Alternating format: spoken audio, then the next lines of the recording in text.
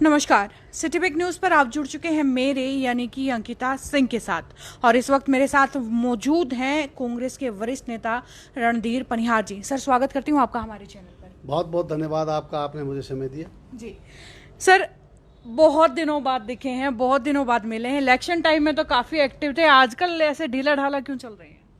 मैं समझ नहीं पा रहा, मेरे हिसाब से तो मैं कोई जो आपने प्रश्न किया है जी। ये क्यों किया मैं समझ नहीं पा रहा। मैं तो लगातार जनता के बीच में कोरोना के समय भी रहा हूँ और आज भी रह रहा हूँ। अच्छा सर, ये सवाल एक्चुअली आपके लिए नहीं, मैंने हिसार के सारे पॉलिटिशियन से पूछा है क्योंकि इलेक्शंस के टाइम के बाद जितना कोरोना के टाइम में नेताओं को संभालना चाहिए था जनता को, उतना नहीं संभाला। ऐसा ही आपसे भी कहीं ज़्यादा हाल ये बीजेपी के नेताओं का है, खासतौर से हिसार के जो एमएलए हैं, विधायक हैं, उनके लिए ये सवाल था। आप क्या कहना चाहेंगे, उनको कितना एक्टिव रहना चाहिए था? सर्वप्रथम तो मैं अपनी बात कहता हूँ जी।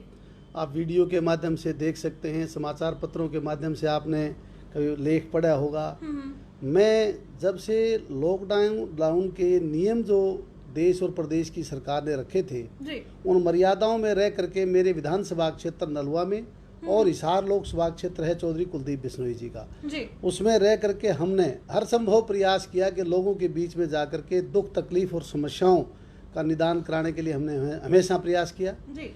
इस कड़ी में जहाँ चाहे भोजन की व्यवस्था करनी पड़ी, सूखे राशन की व्यवस्था करनी पड़ी, हमारे नेता चौधरी कुलदीप बिश्नोई जी और उनके युवा बेटे भव्य बिश्नोई जी ने न केवल हरियाणा प्रांत बल्कि दूसरे प्रांतों में भी रह करके उन्होंने हर संभव प्रयास किया लोगों को भोजन उपलब्ध कराने का, मास्क उपलब्ध कराने का और ये पैड जो थे ये दे करके उन्होंने हर संभव प्रयास किया कि कोरोना के समय में लोगों को जागृत भी किया, अपने आप को बचाया भी और लोगों को बचाने के लिए, चाहे उनको भूख से बचाने के लिए, चाहे उनको बीमारी से बचाने के लिए, हर तरह का उन्होंने चौधरी कुलदीप बिश्नोई जी ने भी और उनके बेटे भव्य बिश्नोई जी ने भी इसी तरह से हर संभव प्रयास किया। जी सर, कुलदीप बिश्नोई का आप जिक्र कर रहे हैं तो उनको लेकर के भी एक सवाल कर देती हूँ। अक्सर जो है विरोधी पार्टी के नेता उन पर यही सवाल उठाते हैं कि इलेक्शन के टाइम में तो वो फील्ड में जरूर नजर आते हैं, लेकिन फिर चुनाव जीतने के बाद या हारने के बाद वो 5 साल तक फिर नजर नहीं आते हैं। खैर, फिलहाल जो है कुलदीप बिश्नोई जी एक और मुद्दे को लेकर के फिलहाल पीछे चर्चाओं में बने हुए थे, बिश्नोई रत्न को लेकर के, जिसका बहुत सारे लोगों ने विरोध भी किया था, तो उस पर आप क्या कहना चाहेंगे? वैसे तो बिश्नोई समाज अपना उनका एक अलग फैसला होता है, समाज का फैसला है जी। परंतु चौधरी कुलदीप बिश्नोई जी हों, चाहे चौधरी भजनलाल जी हों या चौधरी चंद्रमोहन जी हों, वो 36 बिरादरी से बड़ा लगाव रखते हैं।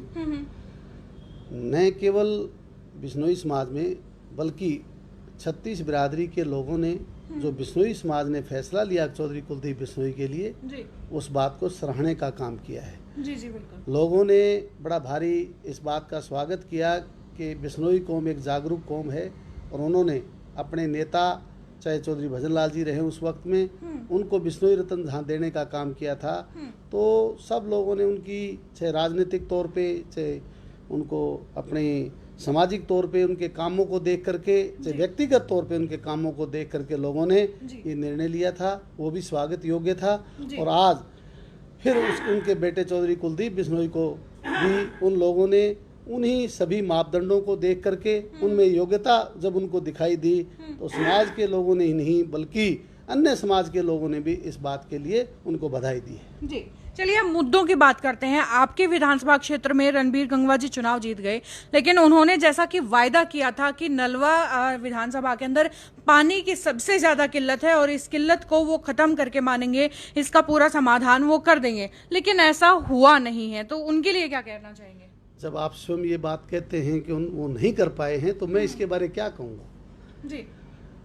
काफ़ी आशा और उम्मीद के साथ विधानसभा चाहे कोई भी हो उसके लोग वोट देते हैं अपने नेता को, चाहे वो किसी भी पार्टी का हो, वो सोच समझने के बाद देते हैं कि उस व्यक्ति से काफ़ी उम्मीदें होती हैं। जी।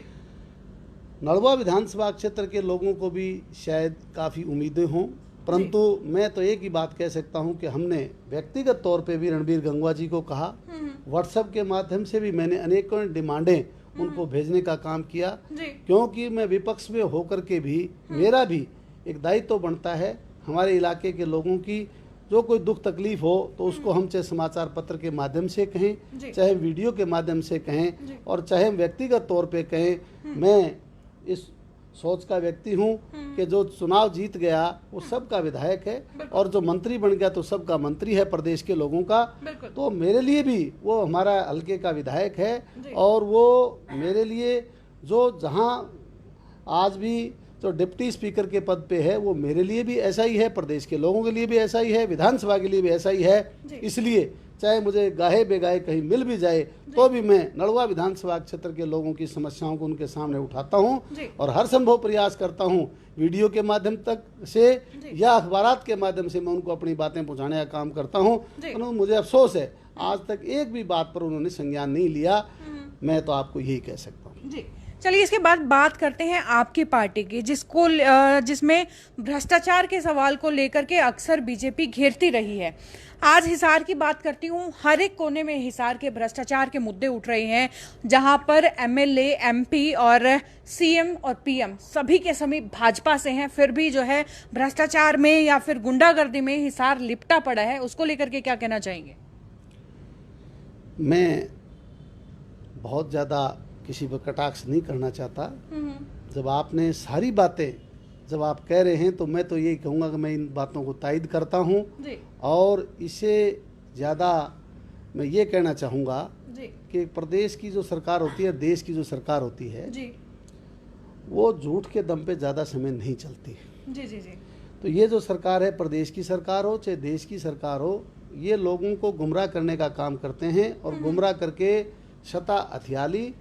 और आज इन लोगों के इतना गरूर हो गया है सत्ता का, चाहे इनके नेता लोग हैं चाहे इनके कार्यकर्ता लोग हैं, वो सब लोग निरंकुश हो गए हैं और अपनी निरंकुशता वो कई बार उन्होंने कई अवसरों पे दिखाने का भी काम किया जी। चलिए दूसरों पे कटाक्ष नहीं करना चाहते हैं तो आपकी पार्टी के बारे में पूछते हैं। बहुत समय से देखा जा रहा है कि बगावत के सुर कांग्रेस के अंदर लगातार चल रहे हैं। पहले एमपी में हुआ, फिर राजस्थान में हुआ, आजकल हरियाणा, पंजाब में भी थोड़े थोड़े सुर सुनने लगे हैं। क्या लगता है कि क्या ये जो सुर हैं वो बड़ौदा चुनाव के अंदर और मजबूती से खड़े होंगे? मैं एक साधारण कार्यकर्ता के रूप में काम करता हूँ। जी। मैं पूरे देश की राजनीति के बारे में न कहते हुए मैं केवल हरियाणा प्रांत की बात कहूँगा। हरियाणा प्रांत में कांग्रेस पार्टी सारी एकजुट है, काम करने का अपना अपना एक तरीका है, लोग अपने अपने तरीके से काम करते हैं। विधानसभा के चुनाव में भी आपने देखा इतने भारी जो प्रचार किया गया था 75 पार बीजेपी को मिलेंगी, एक तरफा सरकार बनेगी, आपने देखा अल्पमत की सरकार बनी। और कांग्रेस पार्टी के लिए जो लोग कहते थे कि ये 5-7 सीट पर सिमट के रह जाएंगे, जहाँ कहीं भी पूरे प्रांत में कहीं आपने देखा कि कांग्रेस के लोगों ने आपस में कोई विरोध किया हो या मिल के ना चले हों। जिसको जहाँ जिसकी ज़रूरत थी कांग्रेस पार्टी के वरिष्ठ नेता वहां जाकर के उन्होंने प्रचार किया है। हमारे नेता चौधरी कुलदीप बिश्नोई के लिए जहां तक मैं कहना चाहता हूं, इनको जिन लोगों ने भी बुलाने का काम किया ये जाकर के इन्होंने प्रचार किया और अच्छे परिणाम लाने का प्रयास किया। जी सर, हमारे व्यूअर्स को क्या कहना चाहेंगे जिस घड़ी से वो निकले हैं और आने वाला समय भी बहुत संकट भरा रहेगा कोरोना काल की वजह से, तो वो हमारे व्यूअर्स को क्या मैसेज देना चाहेंगे? मैं तमाम उन साथियों का धन्यवाद करता हूं जो आपके सिटी चैनल से जुड़े हुए हैं और आपको देखते हैं। मैं इसलिए मुबारकबाद देता हूं कि वो जागरूक लोग हैं और वो तमाम वो चीज़ें जो आप प्रदेश की, देश की समस्याओं के बारे में या राजनीतिक बातें जो बताने का आप काम करते हैं, उन पे आपको सुझाव भी मिलते हैं और आपकी बातें वहां तक पहुंचती हैं, जिससे हरियाणा प्रांत के लोग और जागरूक हो करके और वो आगे चल करके इस प्रदेश में जो राजनीतिक माहौल बना हुआ है उसमें अपना निर्णय करने में वो सक्षम होंगे, ऐसा उम्मीद करता हूँ। बहुत बहुत धन्यवाद सर आपका हमारे साथ जुड़ने के लिए। आपका बहुत धन्यवाद कि आप लोग अचानक तौर पे आकर के मुझे घेर लिया और मुझे बड़ी खुशी हुई कि आप काफ़ी दिन बाद आए। मैं तो लगातार लोगों के बीच में था, परंतु आप लोग काफ़ी दिन से आए, आपका स्वागत है यहाँ। जरूर जरूर। तो ये थे रणधीर पनिहार जी, जिनसे सीधे सवाल हमने पूछे, वो भी औचक तरीके से एकदम से आए और एकदम से इंटरव्यू हो गया। खैर आगे भी इसी तरीके से औचक इंटरव्यूज आपके सामने लेकर के आती रहूंगी, जिसे देखने के लिए हमेशा जुड़े रहे हमारे साथ और हाँ, शेयर जरूर कीजिए इस वीडियो को। नमस्कार।